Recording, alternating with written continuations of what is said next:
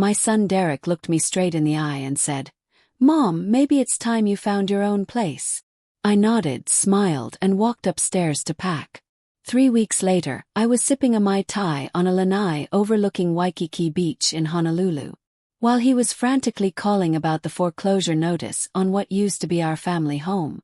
My name is Jarvis Thompson, but everyone's called me Jazz since I was 9 years old and declared I could play piano like the greats. 62 years later, I was still playing everyone else's tune, just never my own. I stood in the doorway of what had been the guest bedroom for the past 8 months, watching my daughter-in-law Brittany arrange her makeup collection across the antique vanity that belonged to my great-grandmother. The morning light caught the glass bottles and rose gold compacts, creating tiny rainbows on the wallpaper I'd hung myself 28 years ago when Derek was still bringing home report cards instead of attitude. "Morning, Jazz," Brittany chirped without looking up from her reflection.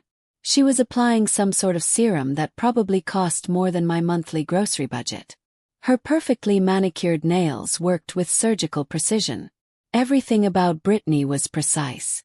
Her honey blonde hair fell in calculated beach waves, her athleisure wore designer labels, and even her smile seemed calibrated for maximum impact. "Good morning, sweetheart," I replied, stepping into the room that used to house my sewing machine and craft supplies. Those had been relocated to the basement months ago when Derek announced that he and Brittany needed space while they looked for their perfect starter home. That was 20 months ago. "I was thinking," Brittany continued, now applying mascara with an artist's concentration, "we should probably talk about the living situation." My chest tightened, but I kept my voice steady. "Oh, what about it?" She turned then, her blue eyes meeting mine in the mirror. "Well, Derek and I have been discussing it, and we think it might be time for some changes. We're not kids anymore, you know? We need our space to grow as a couple." I gripped the doorframe tighter. "Of course. Have you found somewhere you'd like to move?" Brittany's laugh was like wind chimes in a tornado. Pretty but sharp. "Oh, Jazz, you're so sweet." "No, we were thinking more along the lines of, well, this is Derek's childhood home, right? His inheritance, technically. And you've had such a good run here. But maybe it's time you found your own little place. Something more suitable for a woman your age." The words hit me like ice water. A woman my age. I was 65, not 95, and I'd maintained this house. This 5-bedroom craftsman with its wraparound porch and meticulously tended gardens. For 32 years. I'd painted every room, refinished every floor, and nursed every piece of furniture back to life when it showed wear. "This is my home, Brittany," I said quietly. "Well, technically," she stood up, smoothing her leggings that probably cost more than my monthly utilities. "It's in Derek's name now, isn't it? Since the transfer after your husband died." My throat closed. She was right. After Robert's sudden stroke 7 years ago, the grief had been so overwhelming that when Derek suggested transferring the house to his name for tax purposes and to make things easier, I'd signed the papers without really reading them. He was my son, my only child, and I trusted him completely. The trap had been set long ago. I just hadn't realized I was already caught. "I just think," Brittany continued, now applying lip gloss, "it would be better for everyone if you found your own space. Something smaller, easier to manage. There are some lovely senior communities nearby." Senior communities. The phrase made my skin crawl. I wasn't ready for organized bingo nights and early bird specials. I still taught piano lessons to neighborhood kids, maintained a garden that the local Tribune had featured twice, and volunteered at the animal rescue every Tuesday and Thursday. "Where is Derek?" I asked. "Shower," she replied, capping her lip gloss with a decisive click. "But we've already talked about this, Jazz." He agrees. "It's time." I stood there for another moment, watching her adjust her workout top in the mirror, completely comfortable in my bedroom, in my house, discussing my future like I was a piece of furniture that no longer fit the decor. I walked downstairs to the kitchen, my bare feet silent on the hardwood floors I'd had refinished just 3 years ago. The morning sun streamed through the windows above the sink, illuminating the herb garden I'd planted in neat rows along the windowsill. Basil, oregano, thyme, rosemary. All thriving under my care. The coffee maker gurgled to life as I pressed the start button, the sound as familiar as my own heartbeat. This kitchen had been the heart of our family for 3 decades. I'd made thousands of meals here, packed countless lunches, hosted birthday parties and holiday dinners. The scratches on the butcher block island told stories. The growth marks on the door frame charted Derek's journey from toddler to man. "Morning, Mom." I turned to find Derek in the doorway, hair still damp from the shower, wearing the expensive athletic clothes that seemed to be his uniform these days. At 37, he'd inherited his father's height and my stubborn chin. But somewhere along the way, he'd also inherited an entitlement I didn't recognize. "Morning, honey." I poured 2 cups of coffee, adding cream to his just the way he'd liked it since he was 14, and I first let him try a sip of mine. "Sleep well." "Yeah, thanks." He accepted the mug but didn't meet my eyes. "Listen, Mom. Brittany mentioned she talked to you about the living situation." I nodded, taking a careful sip of my coffee. It was perfect, rich and smooth from beans I ordered from a small roaster in Oregon. Another luxury I allowed myself. "She's right, you know," Derek continued, leaning against the counter I'd had installed when he was in college. "This place is getting too big for you to handle alone." "I handle it just fine," I said quietly. "Mom, come on. The gutters need cleaning. The deck needs power washing. And don't get me started on the yard work. It's too much for someone your age." Someone your age. The same phrase Brittany had used. Like 65 was ancient.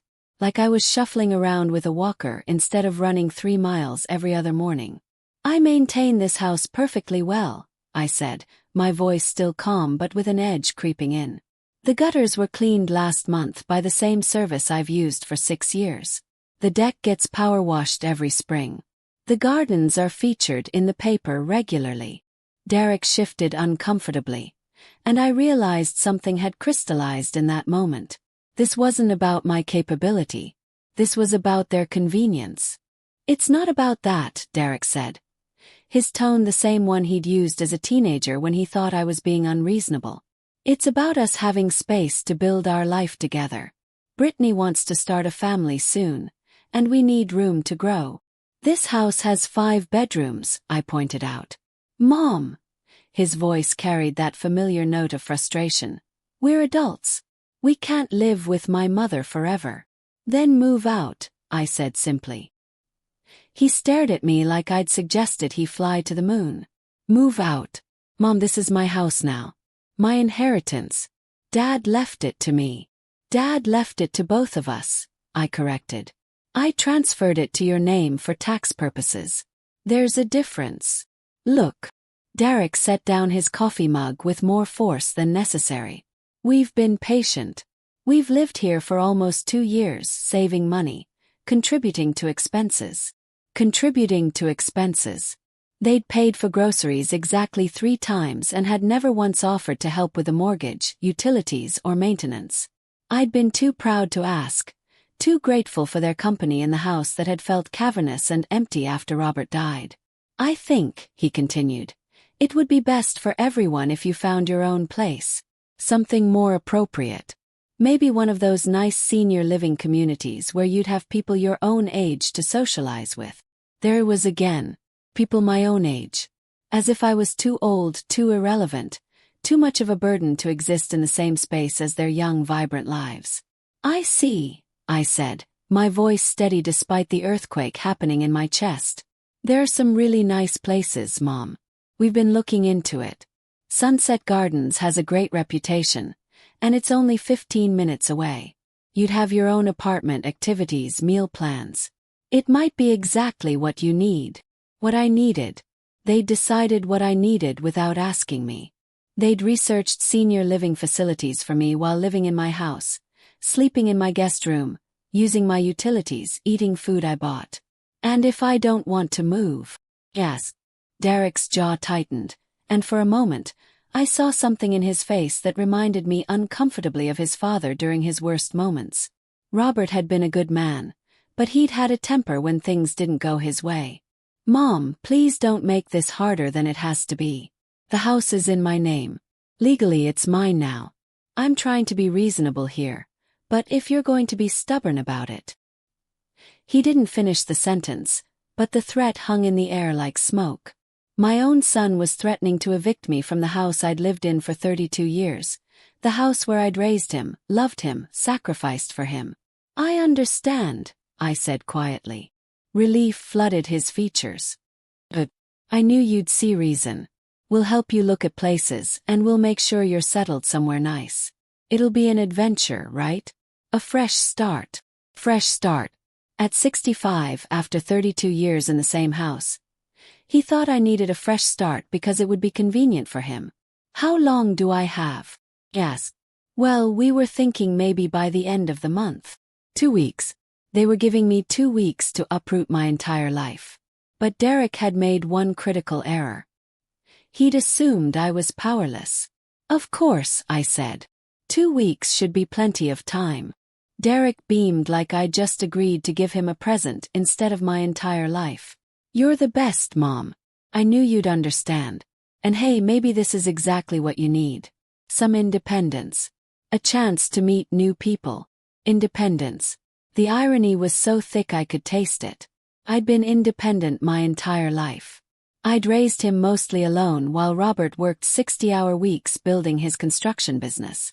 I'd managed the household finances, maintained the property, and built a life that I loved. Now they were telling me I needed independence while simultaneously making me homeless.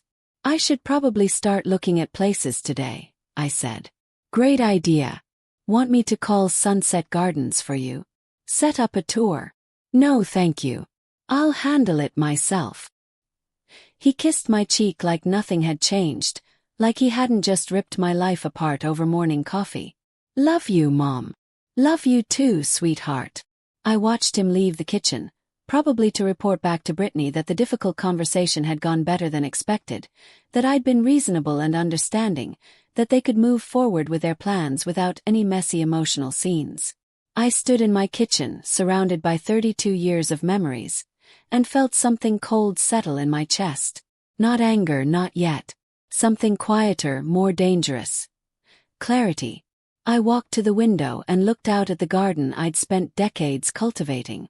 The winter jasmine was blooming early this year, bright yellow against the bare branches of the oak tree Robert and I had planted when Derek was in elementary school. My phone buzzed on the counter. A text from my neighbor Helen asking if I wanted to join her for yoga class this afternoon. Helen was 70, ran half marathons, and had more energy than most people half her age. She'd laugh at the suggestion that 65 was too old for anything except organized craft time and early bird dinners. I texted her back. Rain check. I have some research to do. Research. That's what I called it when I was planning something that required careful thought and preparation. Like when I researched the best contractors for the kitchen renovation or the perfect roses for the garden. Now I was researching something else entirely. I poured myself a second cup of coffee and opened my laptop. The screen glowed to life, cursor blinking in the search bar like a question mark. I thought about typing senior living facilities or apartments for rent, or any of the things a reasonable woman in my situation would search for. Instead, I typed something else entirely. Real estate market analysis, property values, current year. Then, how to sell house quickly, best price, and finally, cost of living Honolulu, Hawaii. The last search surprised even me. Hawaii had been a joke between Robert and me. A fantasy we'd spin when the bills piled up or the winter felt too long. When we're rich, he'd say, we'll have a little place in Hawaii. Drink Mai Tais and watch the sunset over the Pacific. It had been a dream, nothing more. But dreams had a way of becoming possibilities when the people you loved most decided you were inconvenient. And I had more resources than Derek realized. I spent the next 4 hours reading. Property values in our neighborhood had skyrocketed over the past 7 years. The house that Robert and I had bought for $95,000 in 1992 was now worth over $485,000, maybe more depending on the market. Hawaii was expensive, certainly, but not impossibly so for someone with substantial assets. And I had more assets than Derek realized. The house wasn't the only thing Robert had left me. There was his life insurance policy, The business he'd built and sold just before his death. The investments we'd made together over 35 years of marriage. I'd been careful with money my entire life. And Robert had been smart about planning for the future. Derek thought the house was his inheritance, but he was wrong about that too. The will had been very clear. Everything went to me first, then to him upon my death. The house transfer had been for tax purposes only, but the rest of the estate was still mine. All of it. By noon I had a plan forming. By 1 o'clock I was on the phone with a real estate agent. "Mrs. Thompson," said Amanda Rodriguez, the agent who'd sold 4 houses on our street in the past year, "I'd be delighted to help you. When were you thinking of listing?" "As soon as possible," I said. "I need to move quickly." "Of course. The market is very hot right now, especially for properties in your neighborhood. Well-maintained craftsmen are in high demand. When can I come take a look?" "This afternoon." There was a pause. "That's quite fast. Is everything all right?" "Everything's perfect," I said. And for the first time in months I meant it. "I'm ready for an adventure." Amanda arrived at 3 o'clock sharp, an efficient woman in her 40s with a measuring tape and a keen eye for detail.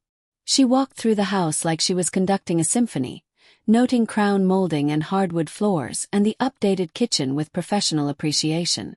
"This is remarkable," she said, standing in the living room where afternoon light streamed through windows I'd cleaned just last week. "You've maintained this beautifully. The craftsmanship is exceptional." "Thank you. May I ask what prompted the decision to sell?" "Are you downsizing?" "Something like that," I said. "I'm relocating internationally." Her eyebrows rose. "How exciting. Where to?" "Hawaii." If she was surprised, she hid it well. "Lovely. I have a client who relocated to Maui a few years ago. The island lifestyle is supposed to be wonderful for retirement." Retirement.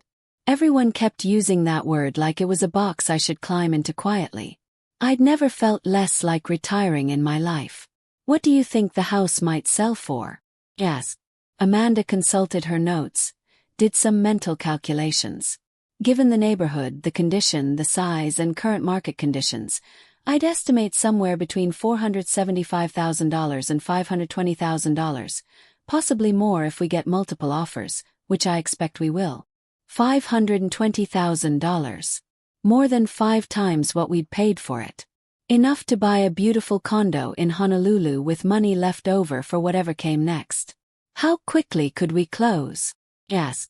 With the right buyer, potentially within 30 days. Cash offers could move even faster." 30 days. Derek had given me 2 weeks to disappear quietly into a senior living facility. I was giving myself a month to disappear entirely. Just not in the direction he expected. "Let's do it," I said. The next morning brought the call I'd been expecting. Amanda Rodriguez, her voice bright with excitement. "Jarvis, we have 4 offers. All above asking price." My heart hammered against my ribs. "Tell me." The young family offered $485,000. The investor went to $500,000. The relocated family from Chicago offered $515,000. And the retired couple, the Washingtons, offered $525,000 with a personal letter. $525,000. Nearly twice what Derek thought the house was worth. Enough to buy my Hawaii condo outright and still have money left over for whatever came next. "The Washingtons," I said without hesitation. "I was hoping you'd say that. They seem like the kind of people who would love this house the way it deserves." "When can we close?" "They're offering cash. No financing contingencies. We could close in 3 weeks if you're ready." 3 weeks. Exactly the timeline Derek had given me to find somewhere appropriate for someone my age. "Let's do it," I said. That afternoon, Derek and Brittany came home around 6, chattering about their day at the gym and their dinner plans with friends. They moved through the house like they already owned it, which technically they did, but emotionally felt like theft. "How was the house hunting, Mom?" Derek asked, grabbing a bottle of water from the refrigerator. "Very productive," I said. "I should have news soon." "Great. I told you this would work out. Change can be good, right? Absolutely, I agreed. Change can be exactly what you need. That night, I lay in the bed I'd shared with Robert for 28 years, staring at the ceiling and listening to Derek and Brittany's voices drift up from the living room below. They were watching Netflix, sharing a bottle of wine, making plans for the furniture they wanted to buy once I was gone. I wasn't angry yet. That would come later. Right now, I felt something much more powerful: freedom. For the first time in 7 years since Robert's death, I wasn't worried about being alone. I wasn't afraid of change. I was 65 years old, healthy, financially independent, and about to embark on the biggest adventure of my life. Hawaii was waiting, and so was I. Friday morning arrived with a kind of crisp February air that made everything feel sharp and clear.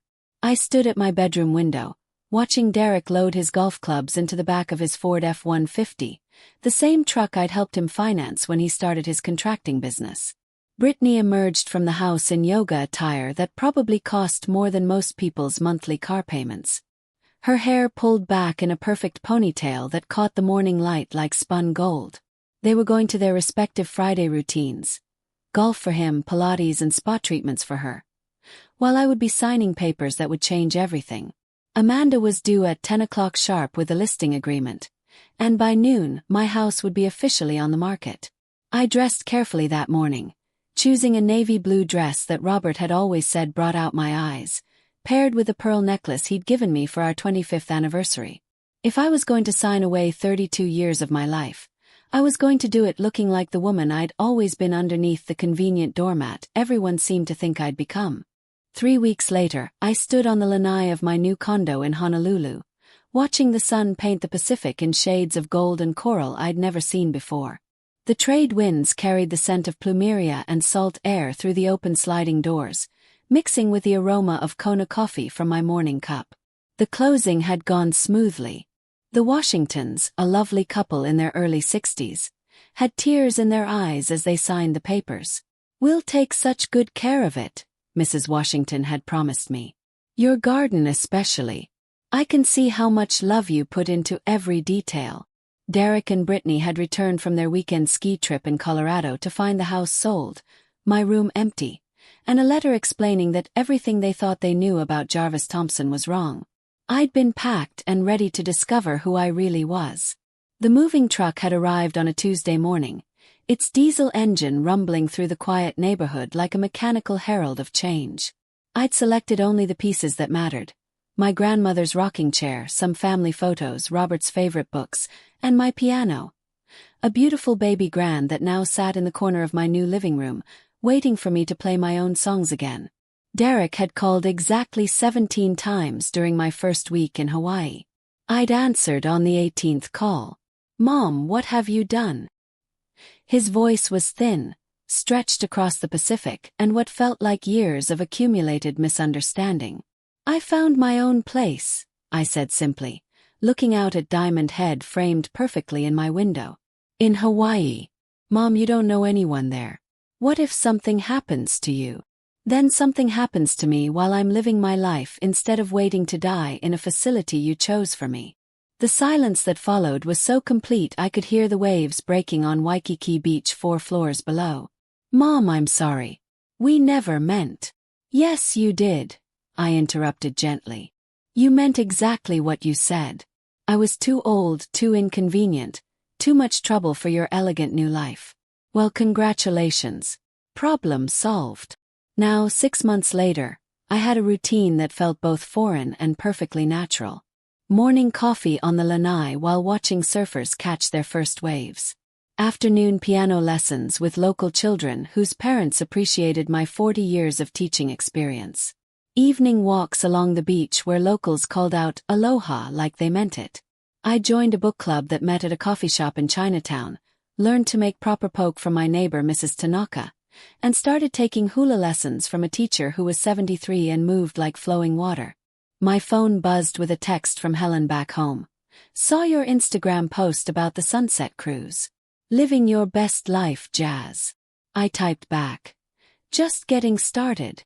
At 65, when most people my age were supposedly settling into rocking chairs and early bird dinners, I was beginning the greatest adventure of my life in one of the most beautiful places on earth. Derek had told me to find my own place, and I had. A place where no one would ever again suggest that I needed somewhere more appropriate for someone my age. Aloha indeed.